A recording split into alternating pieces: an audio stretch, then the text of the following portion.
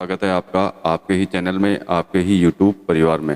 आज वापस बड़ी इलायची की बात करेंगे और देखेंगे भाव जो है सिलीगुड़ी और गुवाहाटी में तेज़ी में चला या फिर मंदी में चला। साथ में कुछ चर्चा भी कर लेंगे कि बड़ी इलायची की में क्या बोला जा रहा है मार्केट में, कहाँ कम है कहाँ ज़्यादा है, क्या जो है जिस तरह की बातें बाज़ार में चल रही हैं उन बातों पे भी थोड़ी चर्चा करेंगे। तो वीडियो में बने रहिएगा, वीडियो पूरा देख के जाइएगा, तभी आपको सारी इन्फॉर्मेशन मिल पाएगी, सारी बातें आपसे कर पाऊँगा। और चैनल पे नए आए हैं दोस्तों तो चैनल को सब्सक्राइब कर लीजिएगा, वीडियो पसंद आए तो लाइक कर दीजिएगा, लगता हो वीडियो शेयर के लायक है तो शेयर करना बिल्कुल भी मत भूलिएगा। तो सबसे पहले बात कर लेते हैं कि ये बोला जा रहा है कि मेरा जो चैनल है सटोरियों के लिए काम करता है, शायद सटोरियों को मैं भाव देता हूँ या मैंने इस इलायची को सट्टे में बना दिया है। तो देखिए, सबसे पहले जो बोलने वाले हैं उनको ये बात बोल देता हूँ कि मेरा चैनल जो है सिर्फ व्यापारियों के लिए है, सटोरियों से मुझे कोई मतलब नहीं है। मैं सटोरियों के लिए किसी तरह की कोई इन्फॉर्मेशन इकट्ठा नहीं करता। मैं किसी ऐसी रूम में बैठ करके इन्फॉर्मेशन इधर से उधर ला करके मैं इधर से उधर फॉरवर्ड नहीं करता। मैं अपनी इन्फॉर्मेशन देता हूँ, अपनी जानकारी देता हूँ अपने ही बिहाव पे, जो मुझे पता चलता है, जिस चीज़ के बारे में मेरे पास इन्फॉर्मेशन होती है, जो मेरी इन्फॉर्मेशन होती है, मैं किसी की इन्फॉर्मेशन लेकर के इधर से उधर फॉरवर्ड बिल्कुल भी नहीं करता। और सटोरियों के लिए तो बिल्कुल भी नहीं करता। मैं उन व्यापारियों के लिए करता हूं जो इसकी बड़ी इलायची का जो बिजनेस कर रहे हैं, धंधा कर रहे हैं, जो लाखों रुपया लगा रहे हैं। मैं सिर्फ इन्फॉर्मेशन उन्हीं को ही देता हूं और उन्हीं को ही बताने की कोशिश करता हूं कि रियल में बड़ी इलायची में चल क्या रहा है। अब आप भी जानते हैं कि कुछ दिनों पहले तक तो ऐसा था कि भयंकर मंदी थी। मंदी के मैसेज बाजार में धुआं फाड़ फैलाए जा रहे थे कि मंदी है। मंदी के चक्कर में हो सकता है लोगों ने माल भी बेचा। तो वो मंदी आई कैसे, कहाँ से आ गया था इतना माल? ये आया था माल, अगर आया था तो कहाँ से आया? हमें तो पता चला नहीं कि कहीं से कोई माल आया हो। तो मंदी कैसी आई? तो भाई साहब, मंदी वहीं आती है जहाँ सट्टा चलता है। तो जो सट्टा चलाते हैं वही मंदी लेके आ सकते हैं, लेकिन जिसका माल होता है उसको खुद को पता है। उससे पूछिए कि वो अगर मंदी लाएगा तो लाएगा कैसे? लाएगा तभी जब उसके पास माल आएगा। जब उसके पास माल ही नहीं आएगा तो मंदी आएगी कैसे? ये कॉमन सेंस की बात है कि सट्टा कहाँ से चलता है, ये आप लोगों को भी पता है। और बड़ी इलायची की मंडी है कौन सी, ये भी आपको पता है। आज दूसरे शहरों में अगर बोले कि हमारे यहाँ बड़ी इलायची की मंडी है, तो भैया नहीं है। सारी इंडिया जानती है, पूरा वर्ल्ड जानता है, पूरा देश जानता है और पूरी दुनिया भी जानती है कि बड़ी इलायची कहाँ से निकलती है, कहाँ से निकल करके किन किन शहरों तक पहुँचती है। तो जिस जगह जो मंडी है वहाँ पर रेट कम नहीं है। अगर दूसरी मंडियों में कम हो रही है तो इसको सट्टा बोलते हैं। क्यों? क्या फ़र्क पड़ता है? कागज़ों में खेलना है, कागज़ों में माल बेचना है। 100 बोरी आई, 500 बोरी बेच दी, क्या फ़र्क पड़ा? कोई फ़र्क नहीं पड़ा, क्योंकि सट्टा है। क्योंकि जब माल उठाते हैं और जो पैसा दे करके माल अपने घर में ला करके रखते हैं, उनको पता होता है। और ये वीडियो मैं उन्हीं के लिए बनाता हूँ। सिर्फ कागज़ों में जो माल बेचते हैं, खरीदते हैं, उनके लिए मैं वीडियो नहीं बनाता, ना ही मैं उनको किसी तरह की इन्फॉर्मेशन देना चाहता हूँ। मैं सिर्फ व्यापारियों को ही इन्फॉर्मेशन देना चाहता हूँ, जिससे कि उनकी कोई प्रॉब्लम ना हो। आज जो मंडी है यहाँ की, जो बड़ी इलायची की जो मंडी है, वहाँ रेट कम नहीं होती। और जो मंडियाँ नहीं है जहाँ सिर्फ बड़ी इलायची बिकती है, यहाँ से जाकर के वहाँ रेट कम में बिकती है।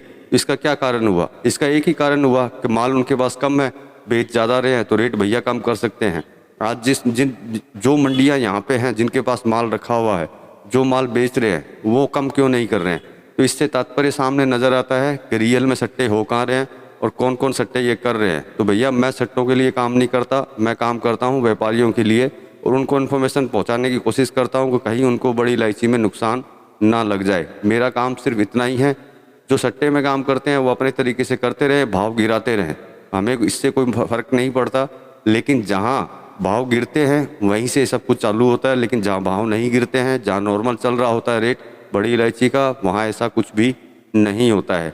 आज एक कॉमन सेंस की एक छोटी सी बात बताता हूँ आपको। शायद मेरा वीडियो देखने वालों में बहुत लोग ऐसे भी होंगे जिनको मेरी बातें बड़ी बुरी लग रही होंगी, तो मुझे फ़र्क नहीं पड़ता। अगर आपको बुरा भी लग रहा है तब भी आप वीडियो देखिए।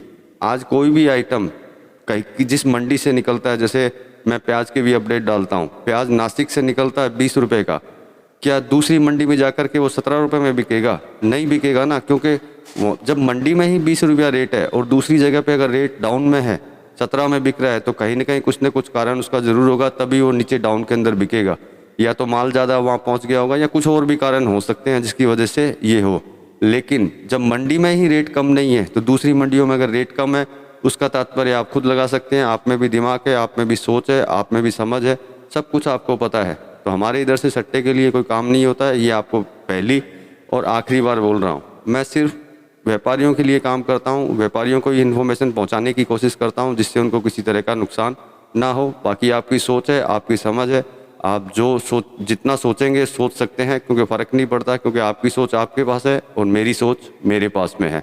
तो चलिए अब आपको बता देते हैं भाव कि सिलीगुड़ी में आज भाव क्या चले हैं। सिलीगुड़ी की बात करें तो वही जो पहले भाव चल रहा था 1201 रुपया नेपाल टॉप जेजे का। एक्स्ट्रा बोल्ट की बात करते हैं तो 1251 रुपया। दाने की बात करें तो 1550 रुपया। अब गुवाहाटी की बात करें तो वही बात है, जेजे आज भी नहीं है यहाँ पे, इसका भाव नहीं है हमारे पास में। माल आएगा तो आपको भाव ज़रूर देंगे।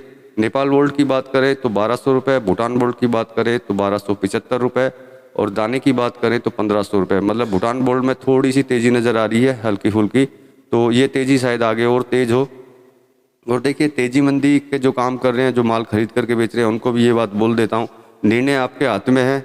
मैंने इतने वीडियो डाले हैं, सारे वीडियो देख करके आप अपना निर्णय खुद ले सकते हैं कि आपको इसमें रुकना चाहिए या फिर इसके साथ में चलना चाहिए। वो निर्णय आप ही का होगा, आप अपने विचार से कर सकते हैं। मैं सिर्फ आपको इन्फॉर्मेशन पहुँचाता हूँ, उस इन्फॉर्मेशन से आप अपना दिमाग लगा सकते हैं कि आपको क्या करना चाहिए, क्या नहीं करना चाहिए। चाहे आप सट्टा खेल रहे हो, चाहे आप माल लेकर के बिजनेस कर रहे हो, मेरी इन्फॉर्मेशन हमेशा अपनी तरफ से मैं सही देता हूं और मैं कभी भी नहीं चाहता कि किसी तरह से कोई प्रॉब्लम किसी व्यापारी को, बड़ी इलायची में काम करने वाले के साथ में हो।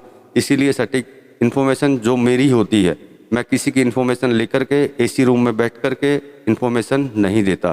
तो दोस्तों इस वीडियो में तो इतना ही। भाव मैंने आपको दे दिया, विचार आपके हैं, आप रुकना चाहे रुकिए, जाना चाहे जा सकते हैं।